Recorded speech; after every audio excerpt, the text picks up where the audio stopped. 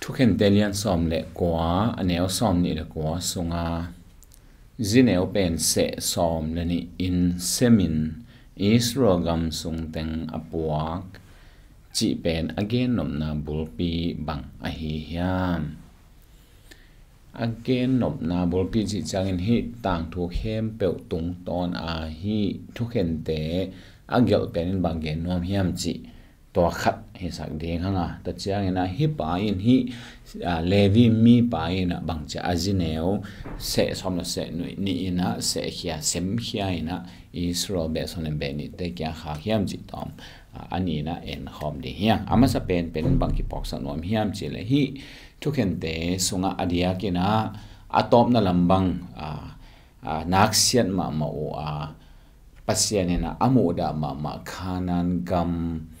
mi te siat luan na hangin tua te thu khenin ama mi Israel te zanga to khanan mi te aben hian mang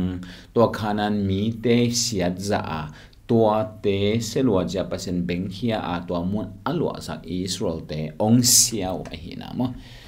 chinom na a khanan mi te za Israel teng sia chi mai khanan mi te asian na hangwa pasen Israel te zanga anot khemang hi phial tale tor khat khit chiang ina to khanan mi te bangena Israel te ong seve ve hi to thu adia kena hi thoken te gel pa ina ong gel hi aman thoken telian som le sagi ane guk na le thoken telian som ni le khat ane som ni la nga na te to dang gen ma bangena to won lai na kumpi omlo a hi manin mi khem put ama hoi sak bang chia dina sem hi gam taw hi chi ong gen hi to hi na lai gel pai mu na mi to lai takin Israel gama kumpi omlo mi khem pa ama hoi sak bang chia da gam taw ama hoi sak bang chia da agam tat na wa hoi lo na ong khang sem-in atung lai Joshua khida Caleb khida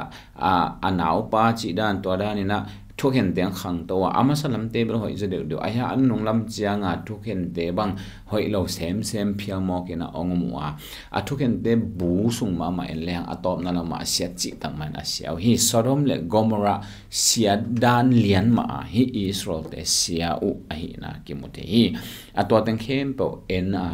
ato teng khem po hanga Israel ten kumpi de ma mau hi na ongge na to anong sanga kumpi ade lo na hangwa so kumpi pa ong te lo hi alang khat lampang pan pasianin to banga asian na hu kumpi gina anei lo lamuzong alak hi kumpi gina nei ding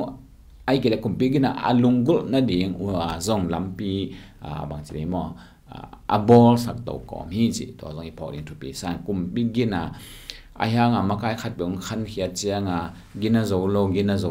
atop na agina mo na anei lo pawban na anei lo ding mishia jesu khaji Israel de kumpi pa alamet the na ding wa to danas ama hi na asian na de ong lak to hi chi zong ki pok sang no mang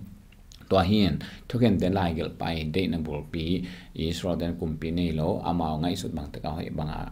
hoi asak bang te wanung ta hoi asak bang tek wa anun ta go pen hoi hello na hi kumpi mishia kisam tak wa hi na ong gen hi in to sunga adia kena hi levi mi pa in abang chi pe uma asi khit chiang ina asi khit chini azi to ki bol dan lo sia chi tang ma sia hi levi mi kharina zini nei chi pa phot pen lai sang to ki tuak lo ama non lo hin hi to hi chiang ina azi na zong apasal no sian vachi aki kena chi zong ama non lo hi ta chiang in apasalin azi va samki kin ta chiang ong kile kina wa lamba ngin lamba na wa gibie lamba ngwin to tanga khopi mi te na to levi mi pa mo pi no mo hi na alevi mi pain ama hilowina in te pain kho ahina de ama main zong ama kipelowina ama tanga azineo to khosung tangwa pa pila te I kimol pi dinga pehia ahina awa ten nang zan thapa ina ki mo pi o a chi mai ni jing sang chiang ina a khwal zin ding a khwal zin ma ban zom de kong a hon le chi lai mo tu zan ka ji khosong mi te kyang ka pya chi lang bang bang sok tam cha lung hi mo na khat be kom lo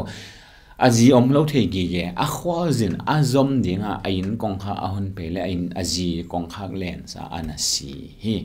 to a hi na ahi a levi ba chi pen siam pi pasien tu hel ding mirang teng asiat phial le zong ama aselo ding kim lai siat chi tama zong siat chi taka sia aji zong asia hi la khopi te zong a Benjamin te zong siat chi tang ma sia hi Sodom le Gomorrah to akibang hi in to hit chianga aji asi amu chianga he hinongai ve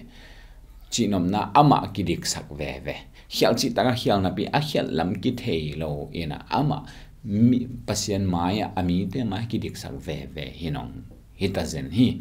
to hi na aji to banga akitha sak chi amu chiang ina ai kel ki buan lup sak chi amu chiang ina aji se som le se ni ina sem to abak ba ke na Israel be som le be ni te kyang a kha ka hi Benjamin ten hi bangang bol hi Benjamin te hi za ta sia hi koi chi ding hiam ichi koi mok ding hiam chi mi te he the na di Benjamin te napi taka athu hel the na di ngo ai kele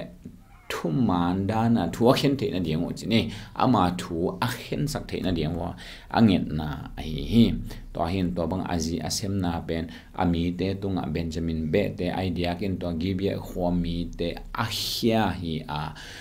hi te thuangin khen sak un chia hu na zong angen kom hi thukat pan hi zong ena ama ngai sudan pian bel tang tung hinapi alang khat lampang pan zong de wa hello thu tampi tang piangin atom na atomin gen le hang Benjamin mi te avek un abei mang dek tako hi pasal zaguk bek chan lai wa to teng nangon zong po khat that mang nom hi hi zong ina makai thongai sun thei zeu te ina amau zong Benjamin zong isangam hi aminna ma be liang ding hi thei lawai te chena to zaguk teng atha lo ban o atha lo be ko hi lo ina aji ding o vai hom sak lai hi in atwa teng ingai sut i chiang ina bang ki mu the yam chi adia kin Benjamin te zong Israel te avekon akwa machet be somle be ni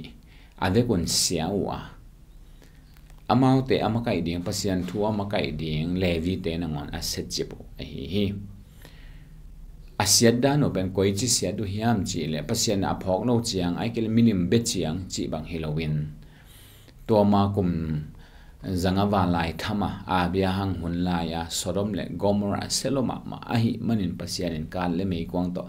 ahal tum hiya tua Sodom le Gomorrah te isian banga asiau hita jani Sodom le Gomorrah te hi le pasian thelo te o hi hi zon hi Israel te hi le pasian ta te kichi te hi to bang asia do chiang ena